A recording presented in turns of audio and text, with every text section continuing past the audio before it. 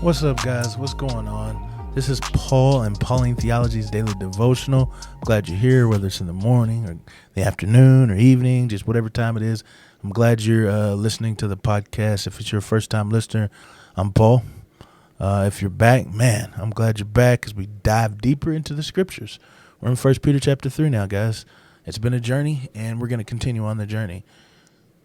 I think that we're getting in some deep stuff here. Yesterday was a tough one. The day before that was a tough one. And today is going to be a tougher one too. So it's the truth of the word that is speaking to us and how it opens our heart and causes us to be changed and conformed to his image. And that's a blessing. So it may be hard, but we need it. Let's dive on in. We're in 1 Peter chapter 3, verse 1. And we'll read through verse 6. It says, "Likewise, wives, be subject to your husbands, so that even if some do not obey the word, they may be won without a word by the conduct of their wives. When they see your respectful and pure conduct, do not let your adorning be external, the braiding of your hair and the putting on of golden jewelry, or the clothing you wear. But let your adorning be the hidden person of the heart with the imperishable beauty of a gentle and quiet spirit, which in God's sight is very precious. For this is how the holy women who hoped in God used to adorn themselves, by submitting to their own husbands. As Sarah obeyed Abraham, calling him Lord, and you are her children if you do good and do not fear anything that is frightening." So now Peter moves these, people call them household codes. We went from people being subject to the government, and then slaves being subject to their masters, and now we have wives being subject to their husbands. And so this is like the proper lifestyle or the institution of the home during that time period. And so that's why you can see it says that Paul says, be subject to all institutions. And then he goes into those institutions. Did I say Paul? I meant Peter. That's why Peter said earlier, it says, be subject to every institution. He started with the government, then he went to the slave, and now he's with the wife. And he says, be subject to your own husbands. And I think that what we're talking about here is more of a fact that the husband is not a Christian. It's important for wives to be subject to their husbands in a Christian home, yes. But I think Peter knows that the women in this church or in this group desire to be submissive to their husbands because they know their husbands care for them and love them, and seek to follow the scriptures out where the man lays down his life for the wife. And so because of that, he decides to delve a little bit deeper on the wives without believing husbands, because this is where, or should be where, because as Christians, the home should be a good place because we have Jesus leading it. But in this case, it's where things could be very, very difficult for the wife.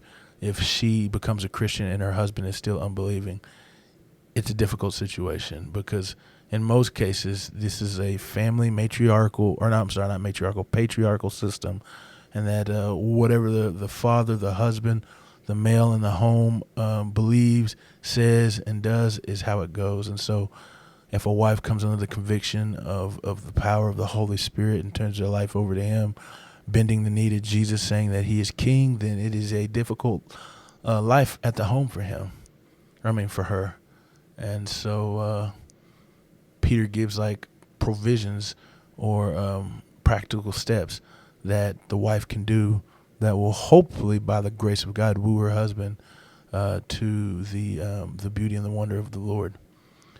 And he says this, it is done by her actions. It is done by her heart, a submissive and respectful heart. That's what it's done by. I see that he says, don't do it or don't let your adorning be external. Talking about, looking nice or fancy clothes or jewelry or anything. He says, don't let that be it. I don't think that he's explicitly prohibiting such things. It's okay to wear makeup. It's okay to have earrings. It's okay to wear nice clothes. It's okay to look beautiful externally in a physical sense. But he's saying that's not what's going to win the husband over to Christ. That's not what's going to show the husband the character of who God is in her life. What's going to show that is the quiet, gentle, and respectful spirit. He says that is what's pleasing in God's sight. It says, and this is how the women of that time, he says the holy women who hoped in God, adorned themselves with. It wasn't with fine jewelry. It wasn't with colorful clothes. It was with respect, gentleness, and a love for God.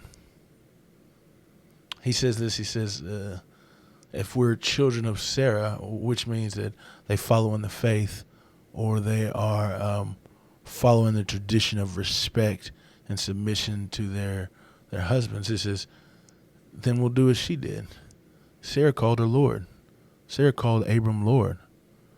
Well, this was just a term of respect and endearment in that time. It's not like he is the boss. He ain't the boss. But it's a term of respect and endearment. And God calls women to respect their husbands. He calls husbands to love their wives, cherish their wives. But he calls wives to respect their husbands. And in doing so, showing that quiet spirit of respect, that is what can turn a husband to Christ. So if you're a lady out there listening to this and you're wondering how you can turn your husband to know the Lord, you can help aid in his salvation, well, then do this. Be a gentle spirit, a caring spirit. And gentle is strong. It has power and might, but it has a soft touch about it. It doesn't nag.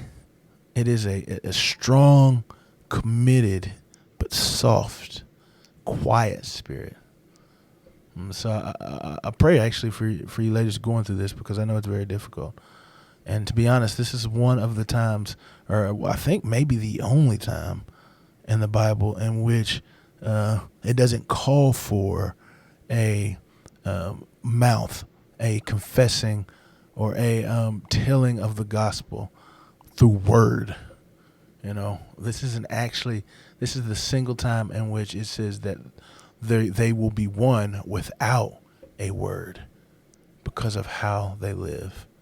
That's how powerful it is for a wife to be submissive to her husband, especially one who does not know Christ. It says that through that submission, through that respect, through that humility, through that spirit, they can be turned to God without even a preaching of the gospel, because they'll notice the gospel within you. And then no doubt they'll ask, how can you do this? How do you live this way? And then you can tell them, it's all about Jesus, baby. Yeah, so who is God in this? Well, I think he's a powerful God, okay? Because how powerful is it that by the way we act, we can woo somebody? Man, that is only by the strength of the Holy Spirit that lives within us.